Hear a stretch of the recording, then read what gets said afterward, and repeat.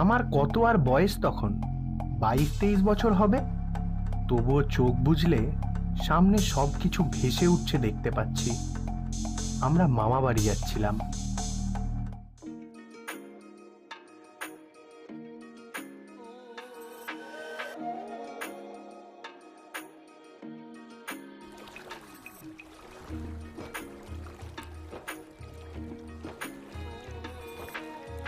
তখনকার দিনে আগাগোড়াই হাঁটা পথ, বর্ষাকালে নৌকা। আমার মামা বাড়ি যেতে গেলে রাত থাকতে বেরোলে একটা গোটা দিন, গোটা রাত, তারপরেও দুপুর বেলা হয়ে যায়। এতটা পথই অতিক্রম করতে হয়। আমি হবার পরে মার আর যাওয়া হয়নি। দিদিমা বারবার করে খবর পাঠিয়েছেন, কিন্তু কিছুতেই কিছু হয়নি। এইবার মা নিজে থেকেই বললেন, চল দিদাকে দেখে আসবি, বয়স হয়েছে, কবে চলে যান। আমি তো ভীষণ খুশি। ঘরের নৌকো, মাঝি নটবর কাকা। বছরের অন্য সময় ক্ষেত খামারে কাজ করে, কিন্তু বর্ষার দিনে নৌকা চালায়। আমি কলকাতায় কলেজে পড়ি। গরমের লম্বা ছুটিতে বাড়িতে এসেছি, আর ছুটিতে আবার মামা বাড়ি যাব, তাই আনন্দের আর কোনো সীমা রইল না। নটবর কাকা, তুমি কিন্তু হাত চালিয়ে যেও, বিকেল বা সন্ধে হবার আগেই যেন আমরা পৌঁছাতে পারি। নটবর কাকা ভরসা দিল, আপনি ভাববেন না দাদা বাবু, বিকেল বা সন্ধি হতে যাবি কেন, আমি সকালের মধ্যেই ঠিক পাড়ি জমিয়ে ফেলবো।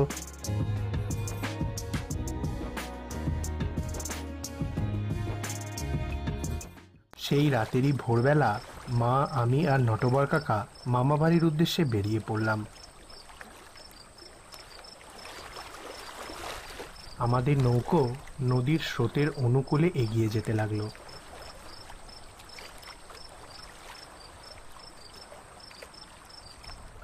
রাতের কালো অন্ধকার ধীরে ধীরে সমস্ত কিছু মুছে যেতে লাগলো। দিগন্তে লাল রঙের আভা দেখা দিল। পাখিদের মধুর পূজন শোনা যেতে লাগলো। নটবরের আর একটা গুণ আছে, বেশ খেতে পারে সে। একটু ভালো মন্দ খাবারের দিকে বেশ লোভ।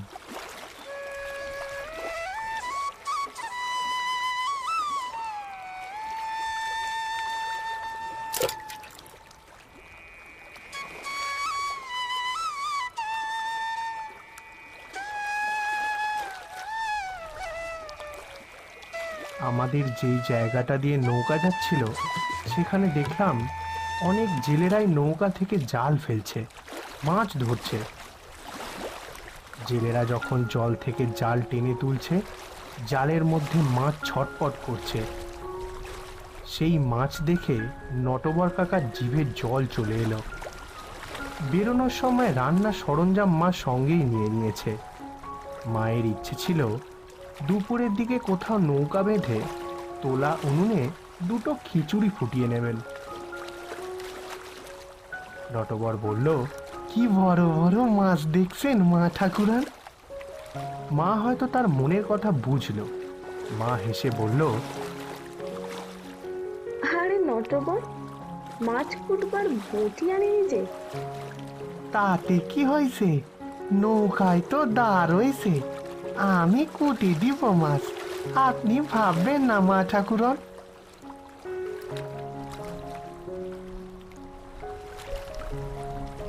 মা নটবর কাকাকে কিছু পয়সা দিলেন, আর নটবর কাকা নৌকা থামিয়ে জেলেদের কাছ থেকে বেশ টাটকা দেখে দুটো পাকা রুই মাছ নিল।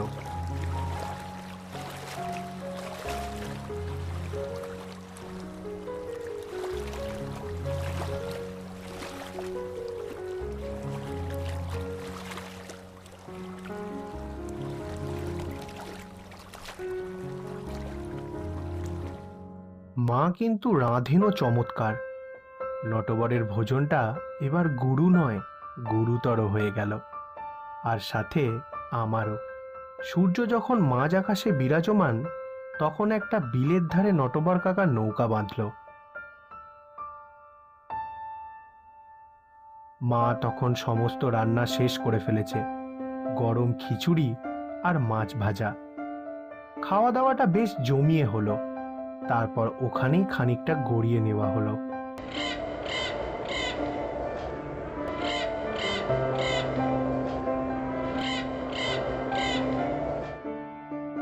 সন্ধ্যের একটু আগেই নটবর কাকা নৌকার নোঙর তুলেছিল। এখন আকাশে পূর্ণিমার চাঁদ, চারিদিকে জ্যোৎস্নার আলো চিকমিক করছে। নটবর কাকা বলল, মা ঠাকুরন, এই ঘাটটা পার হতে পারলেই পরের ঘাটে নৌকা বাঁধব। আপনার মায়ের বাড়ি প্রায় চলে এসেছি। বলো কি নটবর, এত তাড়াতাড়ি চলে এলাম আমরা?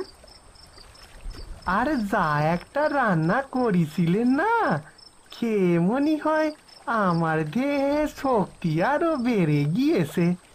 তাই মনে হয় একটু তাড়াতাড়ি দাঁড় চালিয়ে ফেলেছি। কথা বলতে বলতে আমরা গন্তব্যস্থলে চলেও এলাম।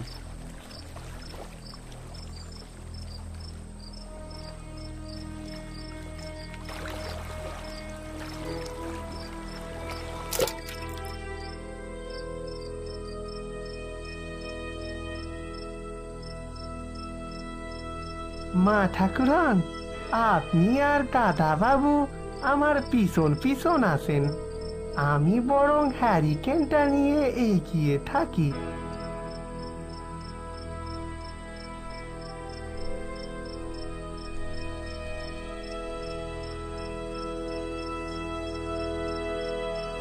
এইসব জঙ্গলির রাস্তায় সাপ খোপের ভয়টা খুব বেশি।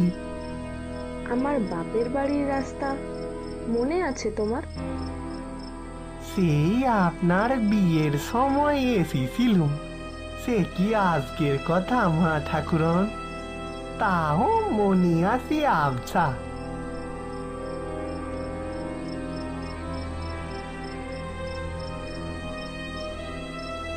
আমরা দিদার বাড়িতে এসে পৌঁছালাম। দিদা আমাকে মাকে দেখে খুব খুশি হলেন। আনন্দে দিদার চোখের কোণে জল জমা হলো। হ্যাঁ রে, বুড়ি মাটার কথা অবশেষে তোদের মনে পড়ল? সেই তোর বিয়ের সময় তোকে শেষ দেখেছি। কেমন আছো তুমি মা? এটা এটা কি আমার? হ্যাঁ মা, এটা তোমার নাতি। দাদু ভাই, দাদু ভাই তুমি কেমন আছো? আমি এই তোমাকে প্রথম দেখলাম। আমার মরার আগে শেষ ইচ্ছে ছিল একবার তোমার মুখখানি দেখব। হ্যাঁ রে মা, তোর ছেলেকে তো পুরো রাজপুত্রের মতো দেখতে হয়েছে, একেবারে জামাই বাবা জীবনের মুখখানি বসানো। দাঁড়াও দাঁড়াও দাদু ভাই, তোমার জন্য একটা জিনিস আছে। দিদা কি যেন একটা আমার জন্য আনতে গেল। খানিকক্ষণ ওখানেই দাঁড়িয়ে ভাবতে লাগলাম আমি। পাশের ঘর থেকে দিদা বেরিয়ে এসে বললেন, দাদু ভাই, একটু নিচু হও তো দেখি। দিদা একটা সোনার হার আমার গলায় পরিয়ে দিলেন। যখন তোমার দাদু বেঁচে ছিলেন তখন তিনি বলে গিয়েছিলেন যে তিনি যদি মরেও যান তাহলে যেন প্রথম মুখ দেখার সময় এই সোনার হার তার নাতিকে পরিয়ে দেওয়া হয়। নে রে মা, এখন তোরা সব হাত মুখ ধুয়ে নে দেখি, আমি তোদের খাবারের ব্যবস্থা করি। মা, অবেলায় খাবার জন্য আমার সেই রকম বিশেষ খিদে নেই। মায়ের সাথে সাথে আমিও ঘাড় নাড়লাম, কিন্তু নটবর কাকা খাবার কথা শুনে হাল ছাড়ল না। আচ্ছা আচ্ছা, আমি অল্প কিছুই ব্যবস্থা করছি।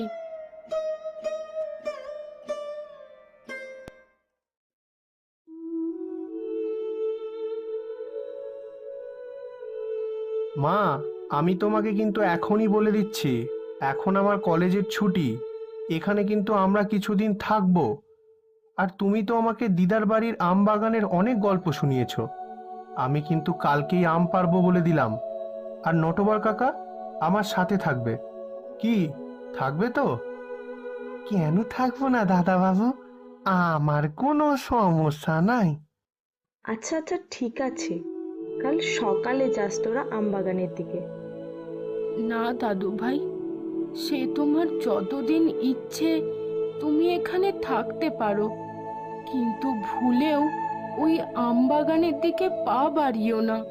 কেন দিদা, কি সমস্যা?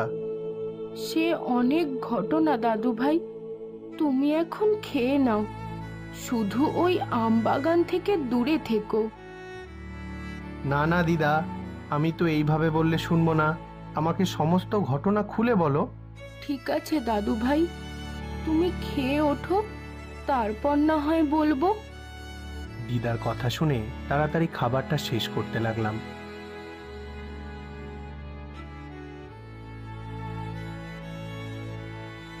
মায়ের কাছ থেকে শুনেছি আমার দিদা বরাবরই পান খান। আমি আর নটবর কাকা খাওয়া শেষ করে বসে আছি। মা আর দিদা পানের সাজি নিয়ে এই ঘরে এলেন। দাও মা, আজ আমি তোমাকে পান সেজে দিচ্ছি। মা দিদার পান সাজতে লাগলো আর দিদা বলতে শুরু করলো। অনেকদিন আগেকার ঘটনা দাদু ভাই, তখনও এরকম গ্রীষ্মকাল আর আমের সময়।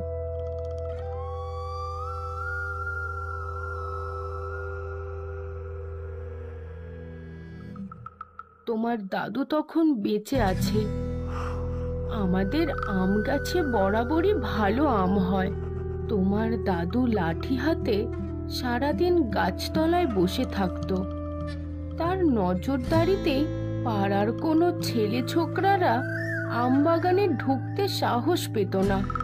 তোমার দাদু মারা যাওয়ার পরে একদিন সকালে পাড়ার একটা ছেলের মৃতদেহ আম বাগানে পাওয়া গেল। ছেলেটির এক হাতে আছে আম আর অন্য হাতের মধ্যে পাথর, আর মাটি থেকে একটা কঙ্কালসার হাত তার পা ধরে আছে। গ্রামের সবাই বলতে লাগলো, তোমার দাদুই নাকি ওই ছেলেটিকে হত্যা করেছে। প্রাণে মারা গেলেও এখনো তার আত্মা ওই আম বাগানের আম গাছে গাছে ঘুরে বেড়ায়। তারপর থেকেই ওই আম বাগান পরিত্যক্ত, অভিশপ্ত। আজও ওখানে কেউ ভয়ে যেতে চায় না। আমি দিদার কথা পুরো মুগ্ধ হয়ে শুনছিলাম।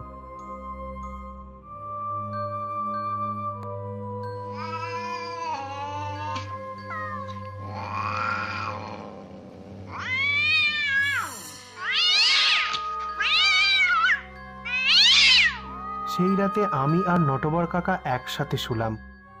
আমি বিছানায় আর নটবর কাকা মেঝেতে। কিছুতেই ঘুম আসছে না আমার, কেমন যেন একটা ভ্যাপসা গরম আজ। তখনই আমার চোখ গেল জানালার বাইরের দিকে।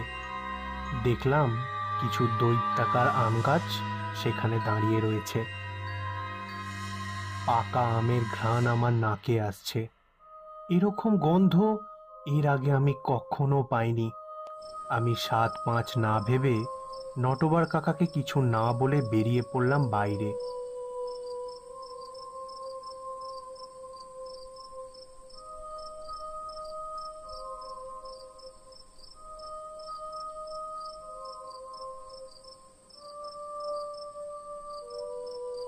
বাইরে রাতের গ্রাম্য পরিবেশ কিন্তু বেশ মনোমুগ্ধকর।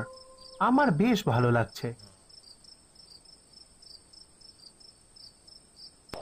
বাইরে একটা ফুরফুরে হাওয়া দিচ্ছে, ঘরের ভিতরটা কেমন যেন ভ্যাপসা গরম। না, যাই গিয়ে ওই দিকটা একটু দাঁড়াই।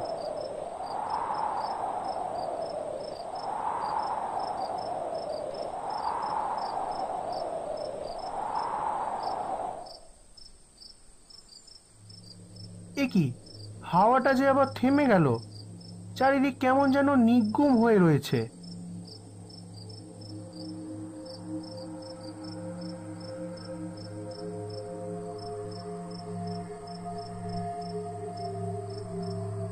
পুকুর পাড়ে এসে দাঁড়িয়েছি। হঠাৎ কোথা থেকে একটা দমকা হাওয়া শুরু হলো, সাথে ধুলোবালি শুকনো ডালপালা আর গাছের পাতা। মনে হয় ঝড় উঠল। আমি দৌড়াতে শুরু করলাম। ছুটতে ছুটতে গিয়ে থামলাম আম বাগানের সামনে।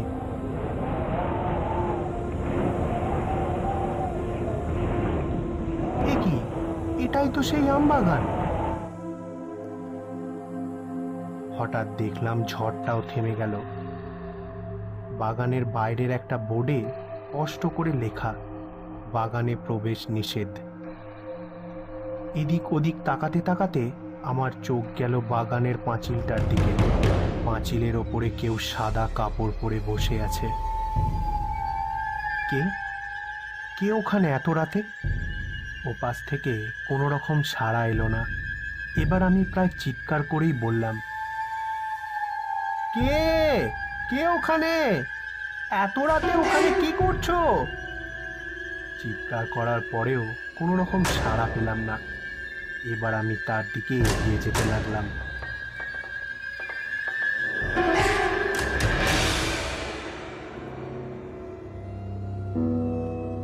এই যে, কে তুমি? কখন থেকে তোমাকে ডাকছি, কোনো সাড়া দিচ্ছ না যে? আম নেবে গো? আম? অনেক আম আছে, অনেক আম আছে। চলো চলো, ভিতরে চলো চলো। বলে সে তার দুটো হাত আমার দিকে বাড়িয়ে দিল। সেই কঙ্কালসার হাতের মুঠোয় সে দুটো আম ধরে আছে। আম আম আম নিয়ে যাও, এ নাও এ নাও আম, আম অনেক আম, এ নাও। আমি আর কিছু না ভেবে দৌড় দিলাম, আর সেই কঙ্কালসার হাত দুটো আম নিয়ে আমার দিকে এগিয়ে আসতে লাগলো। আমি পড়ি কি মরি হয়ে দৌড়াচ্ছি, তখনই কিছু একটাতে পা আটকিয়ে আমি পড়ে গেলাম। দেখলাম আমার দিদা একটা হ্যারিকেন নিয়ে আমার দিকেই আসছে। দিদা, দিদা, ওই ওই আম বাগানে, ওখানে ওখানে আমি। জানি তো দাদু ভাই, আজ পর্যন্ত আমি যাকেই এই ঘটনা শুনিয়েছি তারাই কোনো না কোনো ভাবে ওই আমবাগানের ভূতের খপ্পরে পড়েছে। কিন্তু কিন্তু কোনো কিন্তু না দাদু ভাই, এখন বাড়ি চলো, সবাই তোমাকে খোঁজাখুঁজি করছে। আমি উঠে দিদার সাথে বাড়ির দিকে হাঁটতে শুরু করলাম।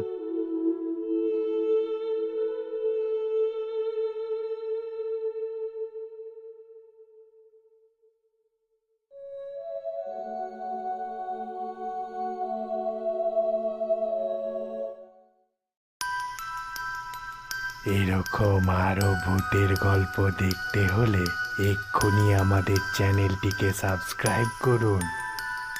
What are you waiting for? Click the source link and enjoy watching the video.